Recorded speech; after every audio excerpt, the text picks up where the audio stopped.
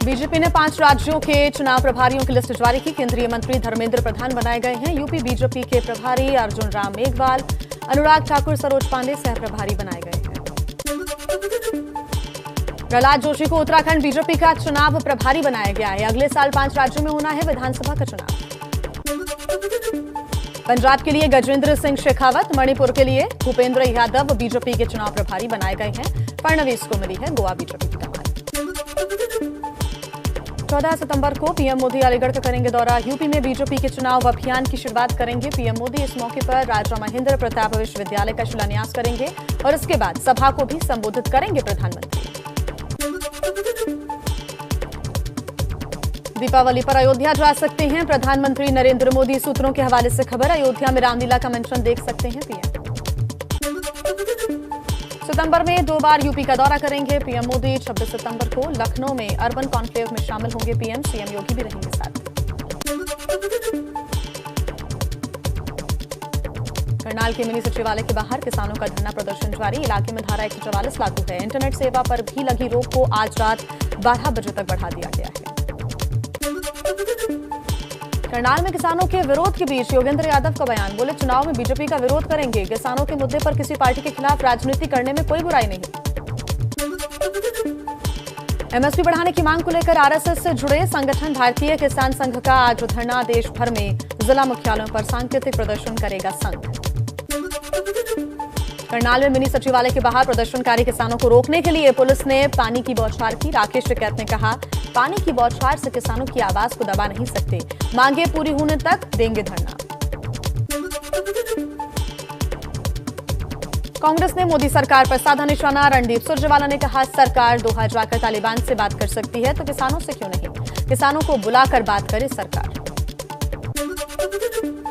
कृषि कानूनों पर बनी कमेटी के सदस्य अनिल घनवट ने सुप्रीम कोर्ट के चीफ जस्टिस को लिखी है चिट्ठी। कमेटी की रिपोर्ट सार्वजनिक करने की है गुजारिश। अंतर्राष्ट्रीय मंच पर भारत का बिना नाम लिए तालिबान सरकार पर पहला बयान। संयुक्त राष्ट्र में शांति की संस्कृति पर आयोजित बैठक में भारत ने कहा कि वैश्विक महामारी में भी असहिष्णुता, हिंसा और आतंकवाद में बढ़ोतरी देखी जा रही है। भारत के राष्ट्रीय सुरक्षा सलाहकार अजीत डोभाल की रूस के सुरक्षा सलाहकार के साथ हुई बैठक। अफगानिस्तान में नई सरकार के बाद मौजूदा हालात पर हुई है बात।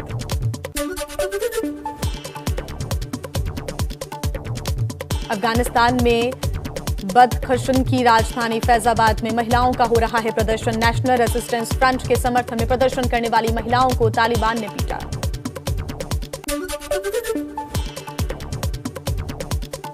तेहरान टाइम्स के सूत्रों के हवाले से खबर, कब्जे के बाद तालिबान ने अहमद शाह मसूद के मकबरे को तोड़ा। नॉर्दर्न अलायंस के प्रमुख अहमद मसूद के पिता थे अहमद शाह। अफगानिस्तान में तालिबान की अंतरिम सरकार का ऐलान हो चुका है। मुल्ला हसन अख्तुंद को प्रधानमंत्री, मुल्ला अब्दुल गनी बरादर और मौलवी अब्दुल सलाम हनाफी को उप मुख्यमंत्री की जिम्मेदारी मिली है। कुल 33 मंत्री बनाए गए हैं। अंतरिम सरकार में सिराजुद्दीन हक्कानी को गृह मंत्री, मुल्ला याकूब को रक्षा मंत्री और अमीर मुत्तकी को विदेश मंत्री बनाया गया है। मुल्ला हिदायतुल्लाह बद्री को वित्त और नजीबुल्लाह हक्कानी को सूचना प्रसारण मंत्रालय की जिम्मेदारी दी गई है। किसी भी महिला को जगह नहीं दी।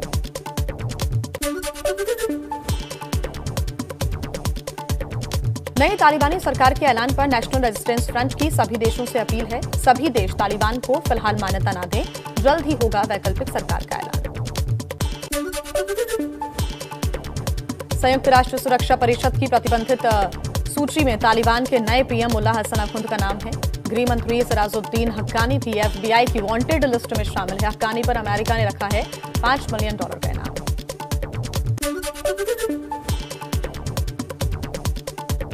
तालिबान की सरकार को मान्यता नहीं देगा अमेरिका। राष्ट्रपति जो बाइडेन ने कहा, तालिबान को स्वीकार करना बहुत दूर की बात है। अफगानिस्तान में तालिबान की नई सरकार पर रूस का बड़ा बयान, कहा अभी मान्यता देने पर फैसला नहीं किया है। पाकिस्तान के खिलाफ परवान प्रांत में भी अफगानों का प्रदर्शन। तालिबान की फायरिंग में एक युवक की हुई मौत। पीड़ित परिवार शव के साथ सड़क पर बैठा। अफगानिस्तान में कई शहरों में पाकिस्तान के खिलाफ जोरदार प्रदर्शन। हेरात में तालिबानियों की फायरिंग में 2 प्रदर्शनकारियों की हुई मौत, 8 लोग हुए घायल।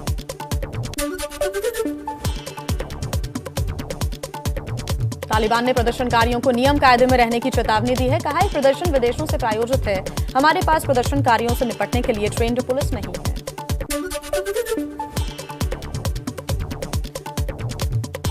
सीमा पर चीन पाकिस्तान की नई चाल, एलएसी से लेकर एलओसी तक चीन ने वेस्टर्न कमांड में नया कमांडर नियुक्त किया। पाक के रावलपिंडी कॉर्प्स में नए कमांडर की तैनाती।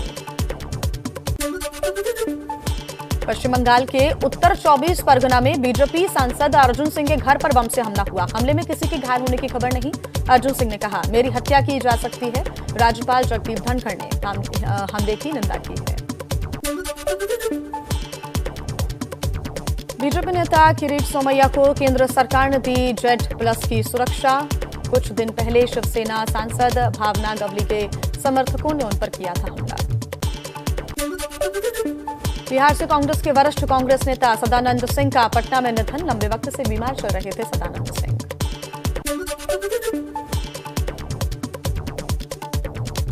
कांग्रेस के एमएलसी दीपक सिंह ने स्टेट ऑफिसर को पत्र लिखकर मंत्रियों और विधायकों के घरों में चूल्हा लगाने की मांग की है। गैस सिलेंडर के बढ़े दाम का विरोध किया है। एनआईए की चार्जशीट में एंटीलिया विस्फोट मामले में बड़ा खुलासा। सचिन वाजे ने कार्रवाई करवाई थी। मनसुख हिरेन की हत्या एनकाउंटर स्पेशलिस्ट प्रदीप शर्मा को दी थी सुपारी। एनआईए की चार्जशीट में आरोपी नंबर 1 है सचिन वाजे। अंबानी के घर के बाहर विस्फोटक रखने की पूरी साजिश थी सचिन वाजे ने ही रची थी और एनआईए की चार्जशीट में 10 आरोपियों के भी नाम शामिल हैं।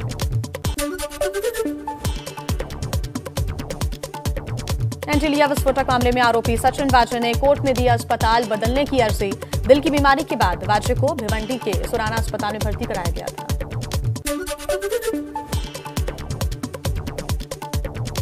एनआईए की चार्जशीट में परमबीर सिंह का नाम नहीं, जबकि इसी चार्जशीट के मुताबिक परमबीर पर रिश्वत देने का आरोप लगा था।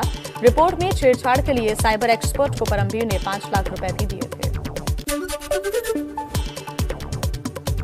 24 घंटे में 37,875 कोरोना के नए मामले आए सामने। बीमारी से 369 लोगों की मौत। 24 घंटे में 78,47,625 लोगों को टीका लगा।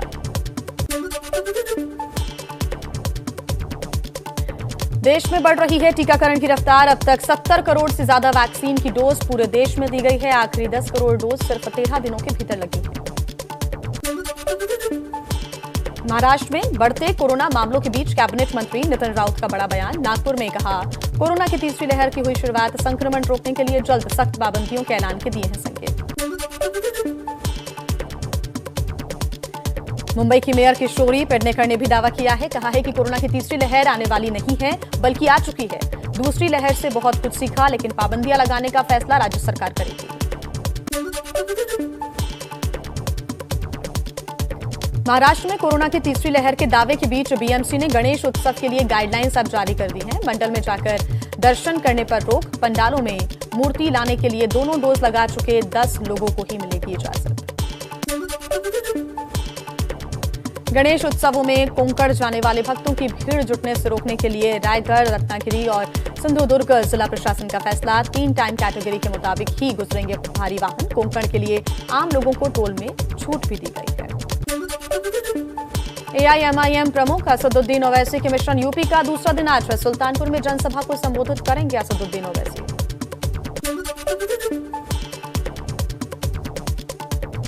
आरपीआई के प्रमुख रामदास आठवले का दावा, 5 से 4 राज्यों में बीजेपी की जीत है। पार्टी पंजाब भी जीतने की कोशिश में जुटी है। कहा, आरपीआई को 8 से 10 सीट मिलनी चाहिए। मैनपुरी में समाजवादी पार्टी अध्यक्ष अखिलेश यादव ने बोला हमला। कहा, बीजेपी के झूठ और झूठे प्रचार से बचो। दुनिया की सबसे झूठी पार्टी है बीजेपी।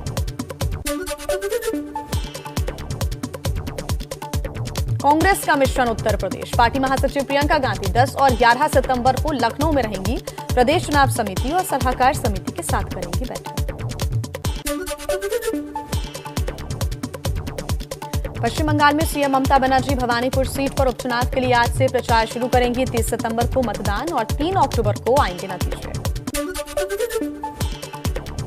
बीजेपी नेता शुभेंदु अधिकारी आज दिल्ली में गृह मंत्री अमित शाह और पार्टी अध्यक्ष जेपी नड्डा से मुलाकात करेंगे। बंगाल उपचुनाव को लेकर हो सकती है बातचीत।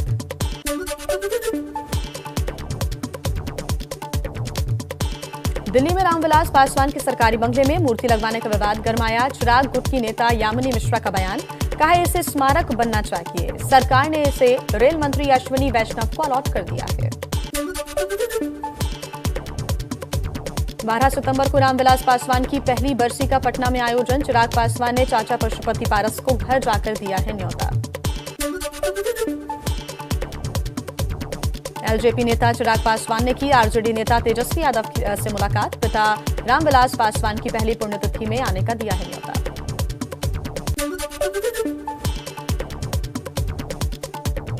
पटना में बीजेपी विधायक हरिभूषण ठाकुर की विधानसभा अध्यक्ष से मांग, कहा विधानसभा के भीतर हनुमान चालीसा पढ़ने के लिए विशेष कमरा दिया जाए।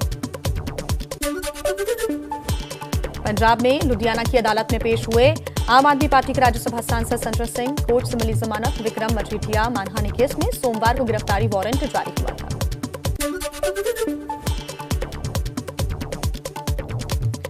पंजाब में पावर परचेज एग्रीमेंट को रद्द करने और सस्ती बिजली देने की मांग को लेकर मोगा में आम आदमी पार्टी का प्रदर्शन देखने को मिला। सीएम अमरिंदर सिंह का पुतला भी फूंका गया।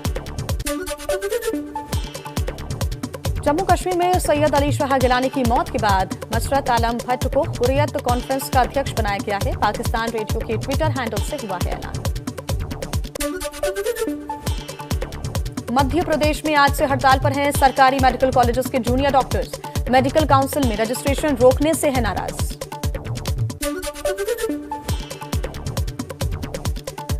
कोरोना से जूझते रहे केरल के सामने अब निपाह वायरस भी बना बड़ी चुनौती। 12 साल के बच्चे की निपाह वायरस की वजह से मौत की पुष्टि के बाद अब पूरे केरल में अलर्ट जारी।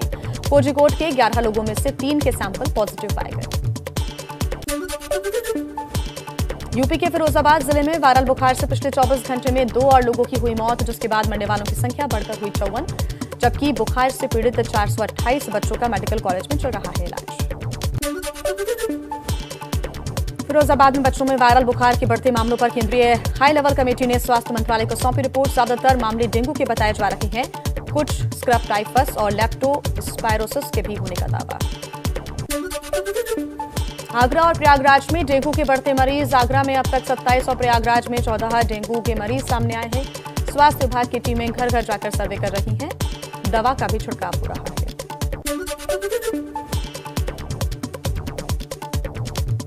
बरेली में मलेरिया के करीब 1500 मरीज आए सामने। एक बच्चे की हुई मौत। जिला अस्पताल में रोजाना 4000 से ज्यादा मरीज इलाज के लिए पहुंच रहे हैं। सभी स्वास्थ्य केंद्रों पर फीवर डेस्क भी बनाया गया है।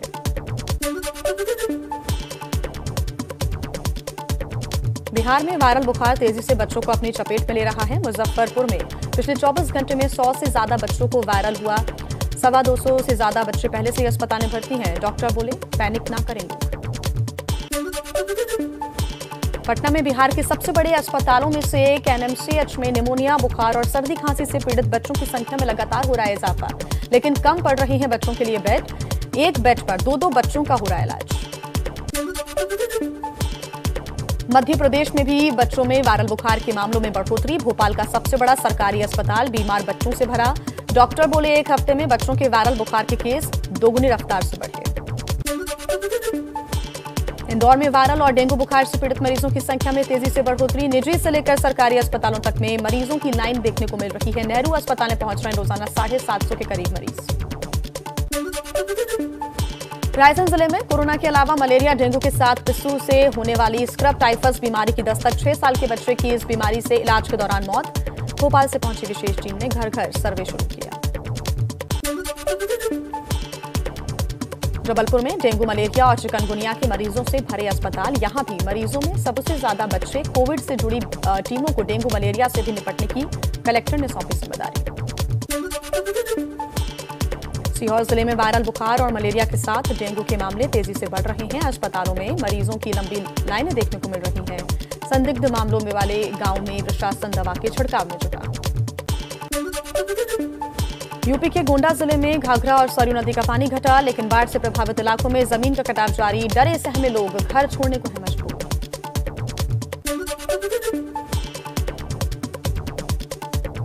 एमपी के अशोकनगर में स्कूल से घर लौट रहे बच्चों ने उफनती नदी पार करने की कोशिश की तो 3 बच्चियां बहने से बाल बाल बची। एक साथी ने छलांग लगाकर बहने से बचाया।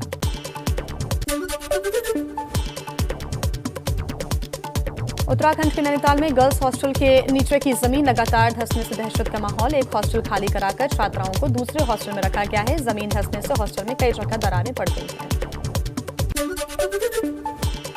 पिथौरागढ़ जिले में भी लगातार बारिश और पहाड़ों से मलबा गिरने की वजह से कई रास्ते बाधित। प्रशासन के साथ कई स्थानीय लोग भी मलबा हटाने और रास्ते को खोलने में जुटे हुए हैं। तेलंगाना के करीमनगर जिले में भी भारी बारिश ने कई इलाकों को जलमग्न किया है। घरों में पानी घुसने से दिक्कतों से जूझ रहे हैं लोग। तेलंगाना के सिलसिला में पिछले 3 दिन से हो रही भारी बारिश से शहर का बुरा हाल। कारों को बहने से बचाने के लिए कई लोगों ने पिलर के सहारे मोटी रस्सियों से उन्हें बांधा। आंध्र प्रदेश के श्रीकाकुलम में मूसलाधार बारिश ने शहर को अस्त व्यस्त किया। कई इलाकों में जल जमाव से दिक्कतों में आए लोग। बंगाल की राजधानी कोलकाता भारी बारिश से हुई पानी पानी। बहुत से इलाकों में पानी भरा। दक्षिण कोलकाता की ये तस्वीरें आप देख रहे हैं। दिल्ली एनसीआर में कल से रुक रुक कर हो रही है बारिश। मौसम विभाग के मुताबिक आज भी हल्की बारिश होती रहेगी। फिर कल से 5 से 6 दिन तक तेज बारिश का है अनुमान। उत्तर प्रदेश के अमरोहा में वैक्सीन लगवाने को लेकर 2 पक्षों में विवाद के बाद मारपीट हुई। सोशल मीडिया पर जमकर वायरल हो रहा है मारपीट का वीडियो। यूपी के बिजनौर में बनेली नदी में उफान से बढ़ी लोगों की मुश्किलें। चारों तरफ पानी भरने से कई गांव का संपर्क आपस में टूटा। कानपुर में विवादित निर्माण रुकवाने गई पुलिस की टीम पर लाठी और पत्थरों से हमला। कार्यवाहक एसओ की वर्दी फाड़ी। हमले में 2 सिपाही घायल। पुलिस ने आधा दर्जन लोगों पर मामला दर्ज किया। हरियाणा के फरीदाबाद में दिल्ली सिविल डिफेंस में काम करने वाली युवती की हत्या में नया मोड़। परिवार ने हत्या से पहले रेप के आरोप लगाए। पुलिस के मुताबिक पोस्टमार्टम में रेप की बात सामने नहीं आई। क्राइम ब्रांच को सौंपी गई है जांच। मध्य प्रदेश के खरगोन में पुलिस हिरासत में लूट के आरोपी युवक की मौत के बाद भारी बवाल हुआ। गुस्साई भीड़ ने बिस्टान थाने पर पथराव भी किया। गाड़ियां तोड़ी। आंसू गैस के गोले दागकर पुलिस ने भीड़ को वहां से भगाया। मैक्सिको में बाढ़ की चपेट में आए एक अस्पताल में 16 मरीजों की मौत। बिजली ठप होने और ऑक्सीजन सप्लाई रुकने की वजह से मरीजों ने तोड़ा दम। अस्पताल से दूसरी जगह शिफ्ट किए गए हैं बाकी के मरीज।